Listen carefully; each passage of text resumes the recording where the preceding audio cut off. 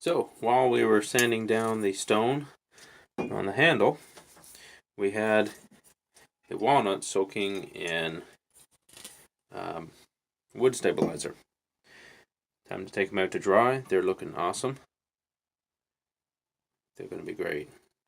So I let them soak in there hour and a half, and when you first put them in there, all the bubbles are coming out of the pores, and you know that the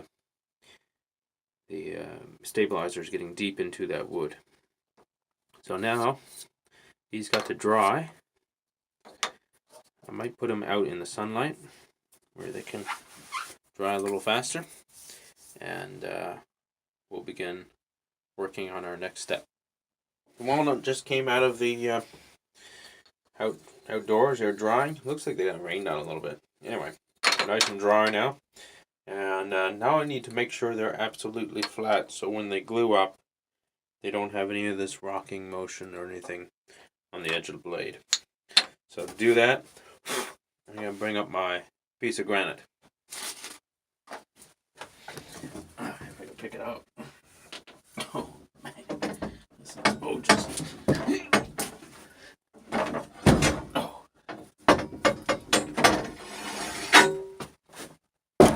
Oh, my.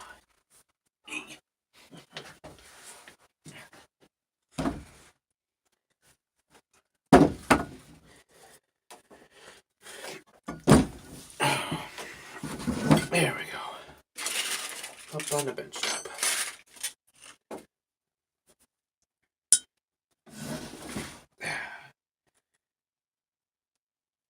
So, lay that on there. Not a movement to be felt. Lay it on the other side.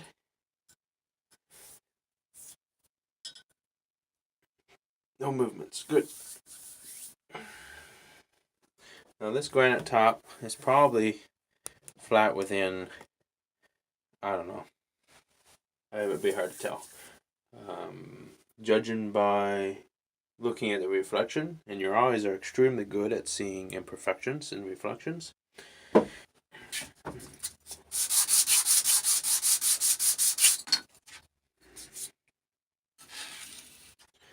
Okay, it's plain to see that we have a few high spots.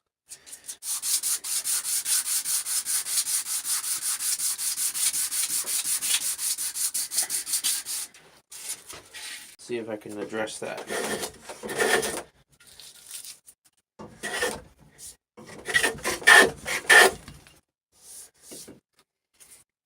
Taking a nice thick shaving all the way across that. And if I trued up this plane and used it correctly, this should be truly flat now. No rocking. Perfect flat surface. Nice. Real nice. I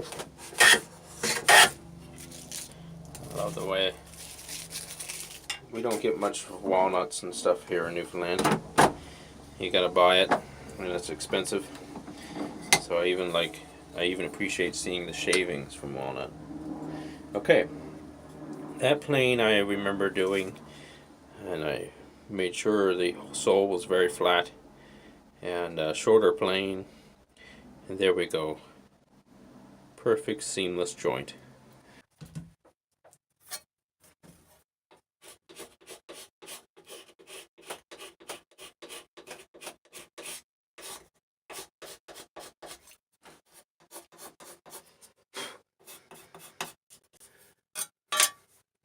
So here's the knife blade right now.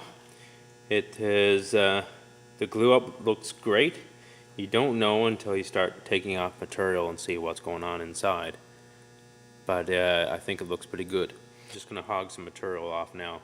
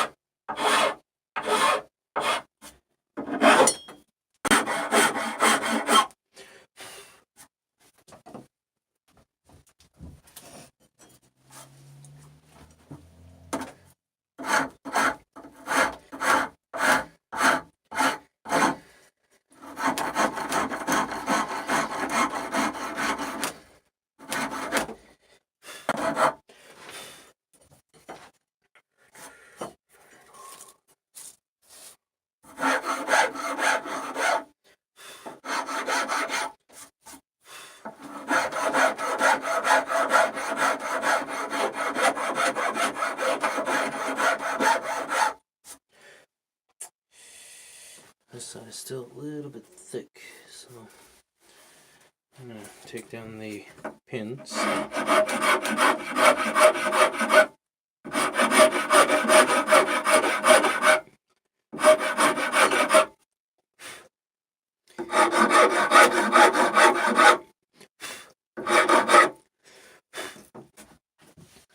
And grab my plane, which is kind of silly, but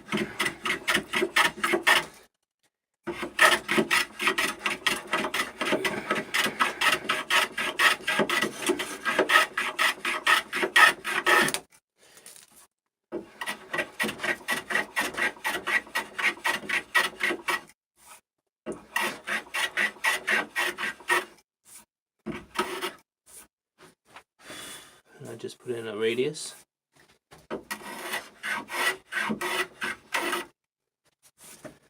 Without touching the pins, which is surprising.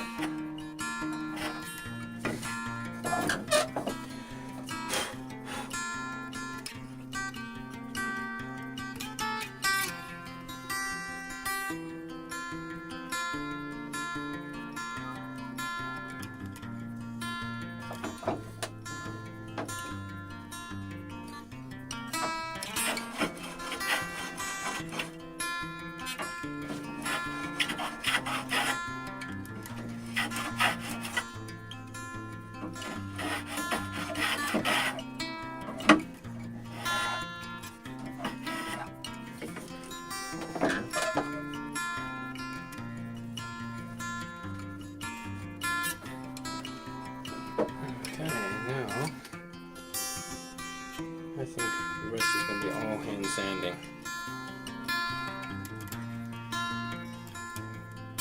So just start with I'm going to follow the pins first though a little bit with the finest file I have.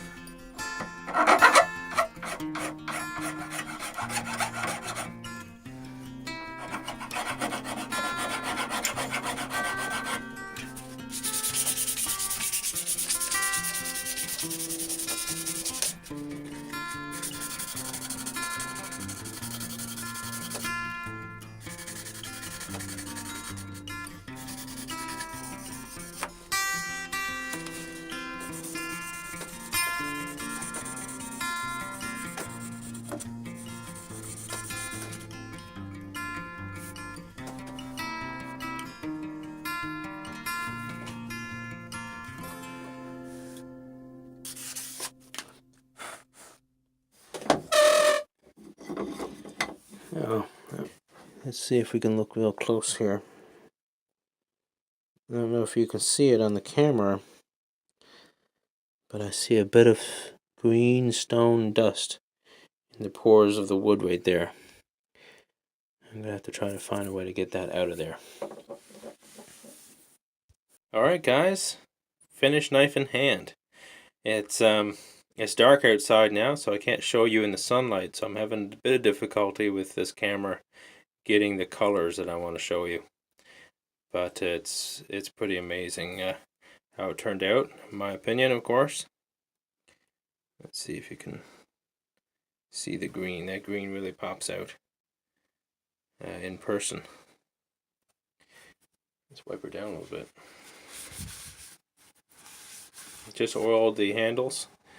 I've been experimenting with a bunch of different oils, but so I'll get back to you when I have a comprehensive answer on that.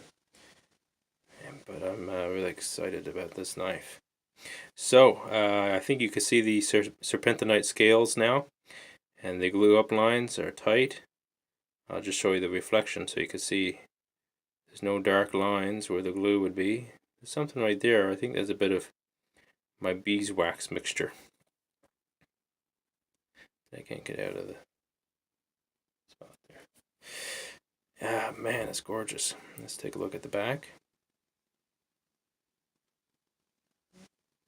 Camera's struggling. So it's great in hand.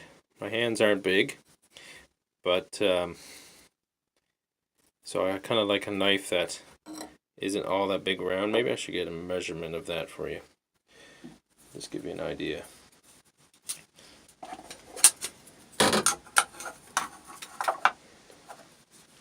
So that knife is a little bit over 3/4 thick in total. That's not an overly big knife.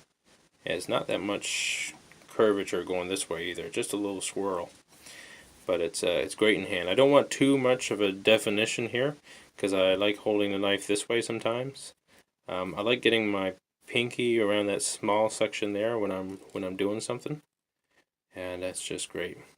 So I want to talk a little bit why Carl and I arrived at this shape. Now he's got other shapes that I'm sure he likes, different shaped knives.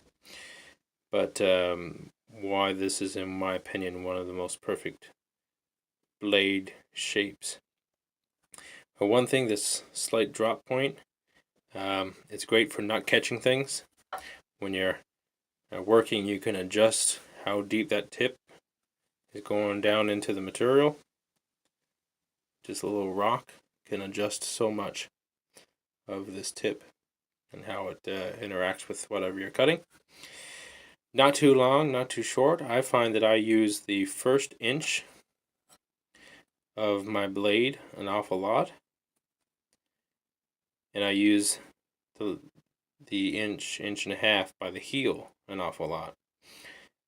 So in my opinion, I rarely use a knife right in here.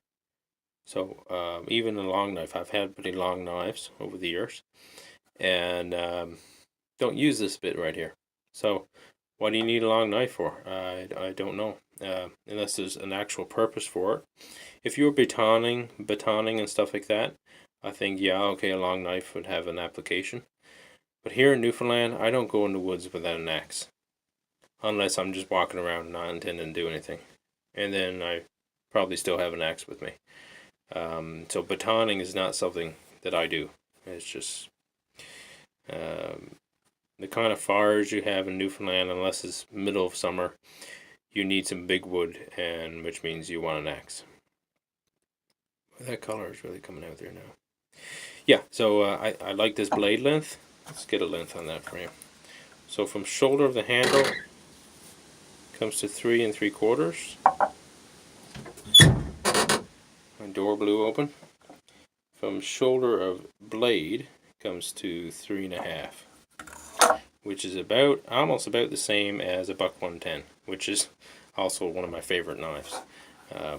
So much so that I have a custom buck 110 with walnut, funny enough.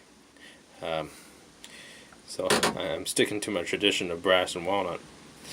But yeah, this is a great knife.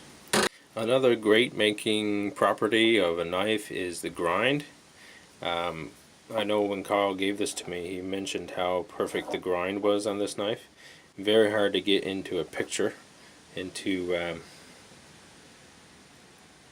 footage, but the grind on this is very tight. And the best way to see that probably is to look for that bevel. You can see there that bevel is what? It's do I have a... That bevel is less than a millimeter. And in order for a bevel to be less than a millimeter, this blade has to be parallel.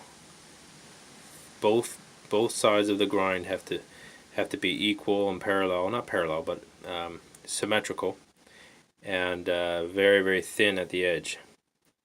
And to grind it that thin without losing control, what you're doing is pretty good craftsmanship.